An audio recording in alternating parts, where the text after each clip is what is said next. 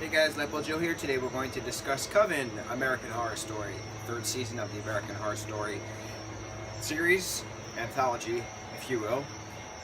Everyone loves Coven. I don't. It's interesting. I love the historical aspects of it. I do. But Coven is pitched as these, the Salem witches were driven out of Salem, so they settled into New Orleans because that's where there was a lot of magic going on, obviously from the voodoo community, but then voodoo practitioners, voodoo witch doctors, voodoo witches are also witches, so, and warlocks. But they never actually say the warlock word, but that's what a male witch is a warlock. They go into the 1800s, they go into the 1900s, they go into the 2000s. So, again, what I liked about it was the historical aspect. They brought in a character called the Axeman, who was a notorious mass murderer in New Orleans in the early, 1900s. They brought in this woman, Madame Delphine, played by Kathy Bates, who's notorious for torturing her slaves and, mutilating them, etc., etc. Her house of horrors, her attic of chamber of horrors. There was also, what else? What are the historical parts? Oh, Papa, what the hell's his name? The voodoo witch doctor who's really Hades. Papa something. It's not Smurf. Papa something. I don't know. They did a good portrayal of his mythology. I liked that. What I didn't like was how they were pitching Coven as, these girl witches would go to this coven disguised as Madame Robichaud's school for exceptionary girls or something to that extent to enhance their abilities and see who the next Supreme is. Jessica Lange is the current Supreme. Cordelia Good is played by Sarah Paulson, who is Jessica Lange's daughter in this season. You have Frances Conroy, who played an awesome witch leader of the council. You have Taser Farmiga coming back. You have Emma Roberts coming in as this Madison Montgomery character, who's a witch, a movie star witch. You have Garbary Sibidois, I can't say her name. She's a witch. You have the girl who played Jessica Lange's daughter and Evan Peters' sister in season 1, come in as a witch, Nan, who's an awesome, badass character. She's a great clairvoyant. So sad that she died, but horror story, everyone dies. You have Angela Bassett as Marie Laveau, who is the voodoo witch, voodoo queen, who's, immortal because she made a deal for her soul with Papa, whatever his name is, and I can't remember. I got kind of off topic listing names of people. Oh, Lily Rabb played Misty Day. Great. And Stevie Nicks is the White Witch. It's great. Okay, there's some great moments.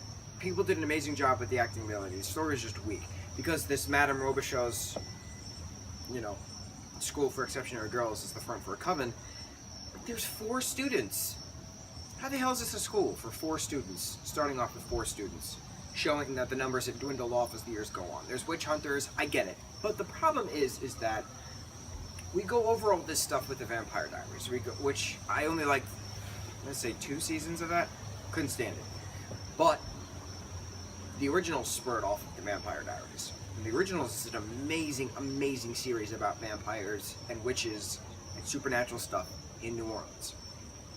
So it's cool seeing the same streets they filmed on. It's cool seeing the same mythologies, voodoo doctors and spells and crafts and stuff like that. I get it.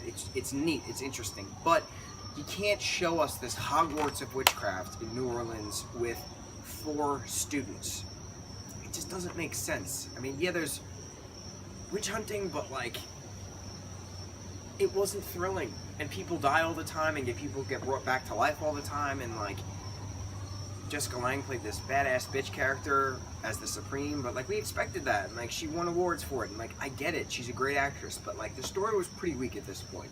Now it's curious because Queenie dies, Queenie played by Garbary, in the 5th season. Again, remember I said I wasn't going to jump around for American Horror Story? But I am. In the 5th season, Hotel takes place in modern time Los Angeles, the haunted hotel, go figure, right? Same energy as Murder House, ghosts can't leave once they die. We'll talk about Hotel closer to when I actually rewatch it, but I want to touch base on this now. Queenie dies in season 5 at the hands of Angela Bassett's vampire character. Okay. But in the trailer for season 8, which I haven't started Apocalypse because I want to blast through everything again so everything is fresh in my mind. Emma Roberts' character is back, kind of a thing, but she's vehemently murdered by Evan Peters in season 3. So, like, how does Madison Montgomery come back from the dead? I'm excited to see if that's actually a thing, or if it's just a dream someone's having. Again, I haven't seen any of Apocalypse yet, so I can't really speak on that behalf. But it's weird having all of these characters get killed and brought back to life, get killed, brought back to life. Evan Peters, we'll talk about him, is an amazing actor. We've talked about that for season 1, we talked about that for season 2. It was great seeing him and Taza Farmiga interact again, great. Him and Emma Roberts, awesome as a power couple. But the only purpose of Evan Peters as Kyle in this season was to bring a Franken frat boy into the mix. Madison Montgomery gets viciously gang raped at a frat party within, like, what, the first episode? Second episode? Something like that. And they, her and Taza wind up not banding together, but Emma Roberts comes to her senses. She makes the bus that the frat boys are on go into an accident. Almost all of them die. Taza Farmiga finishes off the one who started the initial gang rape in the hospital, kills him, and then Evan Peters' character is just dead, dismembered. But then they, Taza and Emma go to a morgue, put boy parts together. The episode's literally called Boy Parts, and they create the Franken frat boy with the head of Kyle. What was the point of Evan Peters throughout the entire season? Just to play a Franken frat boy. There's no heart. I mean, yeah, you felt bad for his backstory and felt bad for him coming to his senses, but, like, Evan Peters deserved much better. He could have been a warlock in this season, perfectly fine, from a competing boy academy. Why the hell was I not writing this script? What, 7 years ago? It was just a waste of talent. That's what it comes down to. Like I said, Frances Conroy did a great job. Lily Rabe did a great job. Sarah Paulson can do no wrong. But it was a weak season. It was a weak season. Great characters, not a really good story. And that's really it. There's nothing really else to talk about it. Am I in a lone minority that thinks Coven is not all that great as everyone claims it to be? Do you have words for me? Aha, that rhymed. Comment, join the conversation down below. Tell me how wrong I am, please. Because then I'll fight you on it. I'll show some words. I'll show some facts around. I'll bring it to mythological standpoints on witchcraft and voodoo. It's not something you mess with. Let me tell you that. That's something you mess with. Yeah, that's it. Peace out, everybody. Mucho mahalo.